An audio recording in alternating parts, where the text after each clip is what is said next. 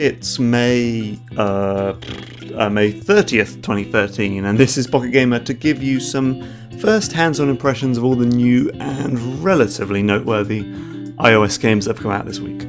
Let's take a look, shall we?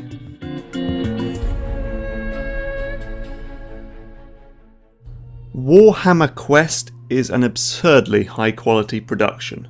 This turn-based dungeon crawler from Rodeo Games is polished to a fine sheen and filled to bursting with content.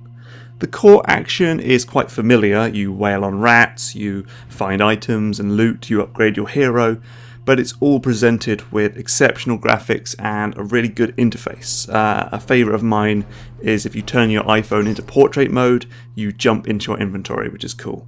It's got approximately 25 hours worth of content. That includes a paid for expansion pack. It's got oodles of quests, lots of towns and armfuls of weapons to wield. Tabletop nerds, your new obsession has arrived. Doug, where you at? You always run this late? Hey, my on-time fly record's the best on the active roster.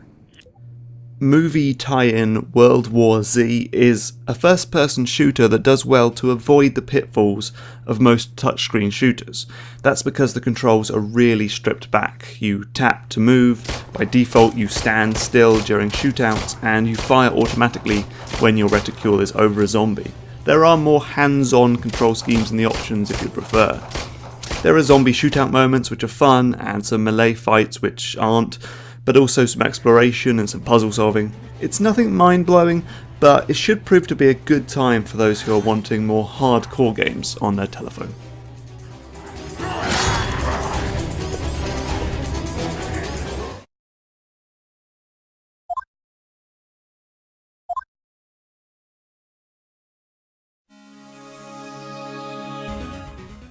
The Ace Attorney games are brilliant. They're Japanese graphic novels from Capcom featuring a rookie lawyer called Phoenix Wright. They're gripping, they're heart-wrenching, they're hilarious, and they're just interactive enough to test your brain along the way. This long-awaited iOS port is a little bit disappointing though. It doesn't support widescreen devices, it doesn't fill the whole iPad, you can't speed up the text, and some of the new art is a little bit wonky. But hey, you can try the first 2 chapters of the game for free to see if you'd like it, and after that there's about 80 hours worth of incredibly engaging courtroom drama to buy through in-app purchases if you want. Good stuff.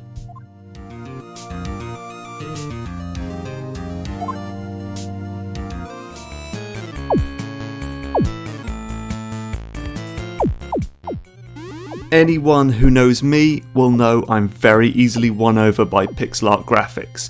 If you dress your app up like some forgotten SNES game, you've practically guaranteed yourself a spot on the Pocket Gamer homepage. But there must be some depth there too, and that's why this very basic, very repetitive, very underwhelming endless runner called Mansion Run got relegated to the roundup. Nice graphics, but there's just not enough there.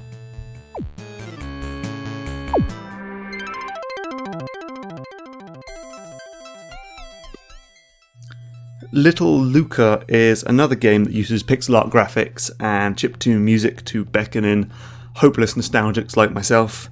This time there's a bit more to it than Mansion Run. You control elements of the game world, like the hills of these bumpy landscapes, or the speed of a hurricane, by holding your finger down, and that helps you move this ball and get it in a hole.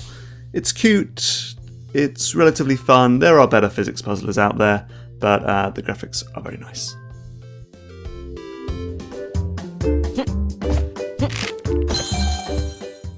Incredible Jack reminds me of all those low-rent Amiga platformers we all pretended to adore just because it was the closest thing we were ever going to get to a Mario or Sonic on our system of choice, but really they were a bit wonky, a tad clumsy, and often quite bland. That's Incredible Jack for you, and also the character art is hideous. Hero Jack looks like a roast potato in a pair of pyjamas. Ugh.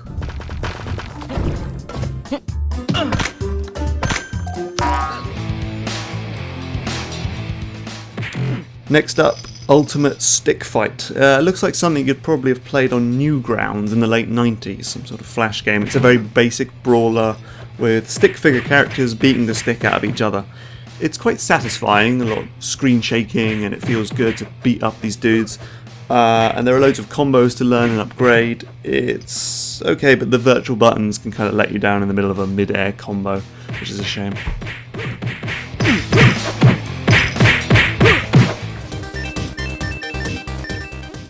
One more retro game now. Retro Dreamers Slambots. I think plays like Doodle Jump mixed with Super Crate Box. So you tilt to move, you bounce up in the air, and then when you fall back down you hope to crush an enemy in your descent. It's quite hard, and it could lend itself to a few compulsive just one more go play sessions, especially as you chase after coins so you can buy new characters, slammers, upgrades, and levels in the shop. These guys make pretty good games like Velocispider, so yeah, give it a go.